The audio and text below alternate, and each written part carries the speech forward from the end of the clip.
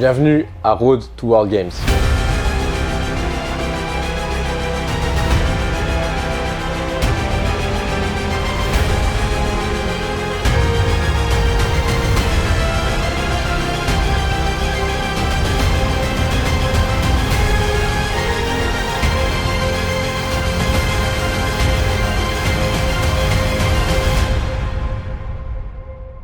Alors Panayotis Starinidis, 30 ans, le temps passe vite, et métier powerlifter, coach, voilà. Donc tu as commencé la force en 2016, donc ça fait bientôt 10 ans.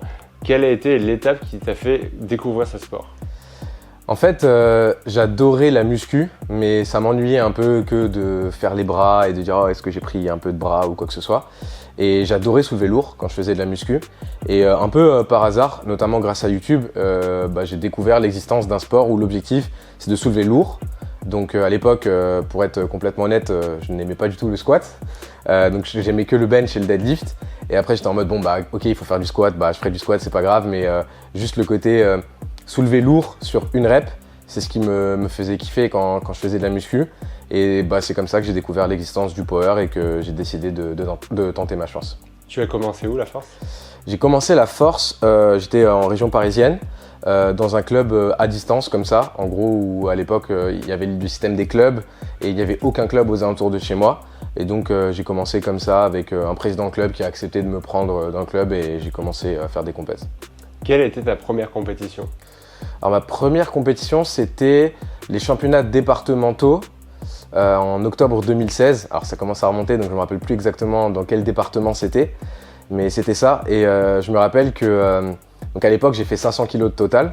Donc aujourd'hui 500 kg de total c'est un niveau débutant clairement, en moins de 74 junior. Et à l'époque je me rappelle à la compète ils étaient tous en mode waouh c'est qui ce mec, il est trop fort. Alors qu'en fait, des années plus tard, j'avais un niveau complètement moyen en fait quand j'ai commencé le sport. Et je me rappelle que ça m'avait convaincu que j'étais fort, puisque tout le monde autour était en mode oh, c'est qui ce mec qui sort de nulle part avec ce niveau et tout. Et voilà, et je me rappelle que j'avais fait minima France plus 40 sur ma première compétition à l'époque. Donc les minima France 74 juniors c'était 460 et moi j'avais fait 500. Et donc j'étais un peu en mode je suis l'enfant ultime de ce sport, je suis le prodige. Et d'ailleurs, j'ai fait les championnats de France, je me suis fait éclater, j'ai compris que j'étais pas le prodige que je pensais être et qu'il allait falloir travailler un petit peu plus que ça, tu vois.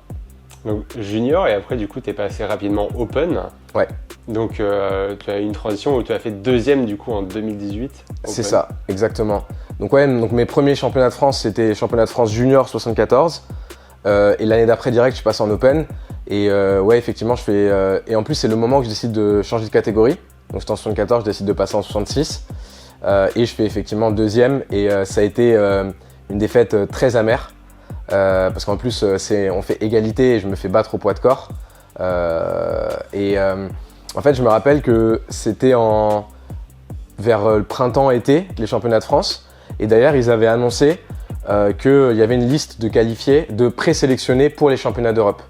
Et qu'en gros, il allait avoir un test match où il allait falloir rematcher dans certaines catégories. Et vu qu'on avait fait le même total avec le gars qui avait gagné dans ma catégorie, il m'avait dit bah, tu vas être invité au test match, donc prépare-toi parce que le meilleur de vous deux, c'est lui qui sera envoyé au championnat d'Europe. Et en fait, c'était la première main tendue que j'avais en face de moi où on me disait bah, tu vois, ce chemin, si tu l'empruntes, t'as les championnats d'Europe au bout, tu vois. Et je me suis entraîné comme un furieux pendant tout l'été qui a suivi parce que j'avais la frustration de la défaite. Plus j'avais l'opportunité de faire les premiers championnats d'Europe et je me suis entraîné comme un fou et au rematch j'ai atomisé le mec qui m'avait battu quelques mois auparavant et j'étais fier. Et donc du coup c'est ça qui a fait que j'ai décroché mon ticket pour mes premiers championnats d'Europe en 2018. Qui était en Lituanie. Tu fais un podium. Je fais deuxième, ouais. Je fais deuxième derrière Eddie Berglund. Qui quelques années plus tard gagnera les championnats du monde Open en 66 en 2022. Donc ouais non franchement j'étais très content, c'était une super expérience. Je me rappelle, j'ai que des bons souvenirs de cette expérience parce que en fait le power c'est un sport qui semble amateur mais tu te rends compte que quand tu arrives dans les hautes sphères du power c'est un sport qui a quand même des codes de sport professionnel et c'est là que je m'en suis rendu compte. Parce que jusque-là, je m'entraînais dans mon coin, je m'entraînais à Fitness Park, j'avais jamais entendu parler de l'équipe de France, juste j'aimais bien ce sport, j'aimais bien soulever lourd et je faisais des compètes et c'est tout.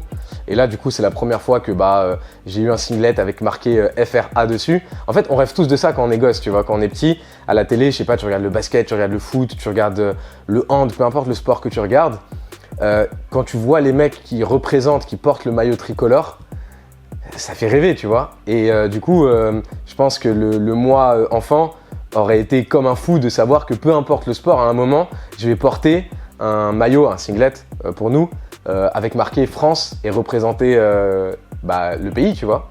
C'était un déclic pour toi? Ouais, clairement, ça a été un déclic. Je me suis dit, ah ok, en fait, c'est ça. Tu vois, jusque-là, je pensais que c'était quelque chose, le power. Et quand j'ai vécu ça, j'ai dit, ah ouais, en fait, c'est ça. Et je me rappelle, le soir même de la comp, j'étais en mode va falloir que je modifie ici, va falloir que je fasse ça, va falloir que je fasse ça. Le lendemain, je rentrais, je voulais absolument aller m'entraîner. Enfin, j'ai découvert comme un espèce de nouvel univers devant moi, tu vois. Un univers du coup qui t'a porté avec 2 titres de champion du monde notamment. Ouais. Et un podium l'année dernière. Est-ce que tu as des souvenirs qui te reviennent en mémoire? Ouais, clairement. Quand j'ai gagné les championnats du monde en 2021, en fait, je fais mon deuxième deadlift et avec mon deuxième deadlift, mon concurrent principal, qui était russe du coup, doit passer sa dernière barre pour repasser devant moi. Et il la rate. Sauf que moi, à ce moment-là, c'était mes premiers championnats du monde compétitifs parce que j'avais déjà fait les championnats du monde en 2019 où j'avais pris une raclée. J'avais beaucoup appris.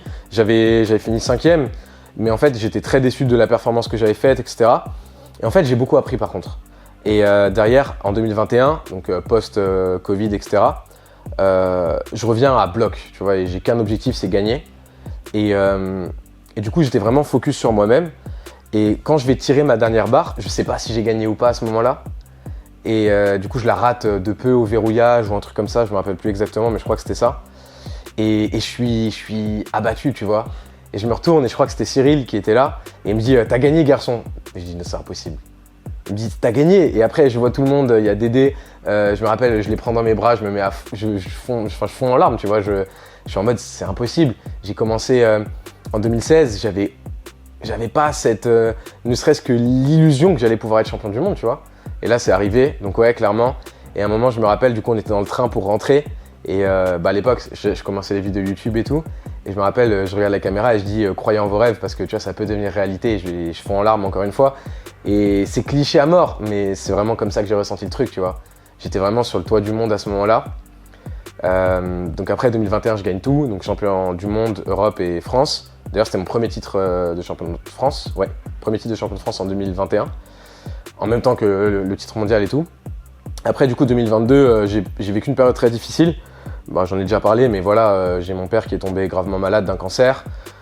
Moi, c'était une période très dure pour moi à vivre et je l'ai mal géré, je l'ai mal vécu. Et du coup, j'ai eu ma défaite lors des championnats du monde alors que j'arrivais favori en 2022 pour gagner. Et suite à ça, j'ai eu ma disqualification des championnats d'Europe 2022 en plus.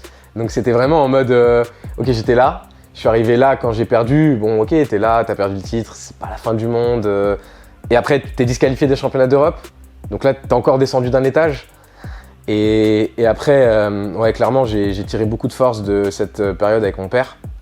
Et derrière, je voulais gagner absolument les championnats du monde 2023 pour lui, tu vois, pour lui rendre honneur, pour lui rendre un hommage. Et clairement, je pense que je sais pas si un jour dans ma vie, je vivrai un souvenir aussi fort avec le power. Je me le souhaite, tu vois, mais je sais pas. Après avoir gagné les championnats du monde 2023, du coup, en plus, toi, tu as les images parce que tu étais sur place et tout, j'ai pas dormi pendant 2 jours. En fait, j'étais sur un nuage. Pendant 2 jours, j'arrivais pas à dormir. Je fermais les yeux, je revoyais tout le truc qui se repassait sous mes yeux, tu vois. Et j'ai vécu des moments incroyables avec mon père à cette période. Donc ouais, clairement, le premier titre mondial, c'était quelque chose, mais le deuxième que j'ai pu partager avec mon père, après avoir vécu des moments difficiles sportivement, mais aussi dans ma vie perso avec lui, et lui aussi qui vivait des moments difficiles avec son combat contre le cancer, etc. Ouais, clairement, c'était incroyable. Donc je dirais une mention très spéciale pour le deuxième titre mondial que j'ai pu avoir et que j'ai pu partager avec lui, tu vois. C'est le fait de partager, justement. Ouais, clairement. En fait, ça a toujours été un partage. Genre, on n'a jamais fait ce sport tout seul. On a toujours commencé avec Lia, avec Coco, avec Tiff. Et en fait, je pense que si j'étais arrivé au sommet de ce sport seul, je l'aurais pas vécu de la même manière que d'y être arrivé avec mon équipe, avec mes gars, avec mes partenaires d'entraînement, mes amis, tu vois. Ça fait vraiment en mode...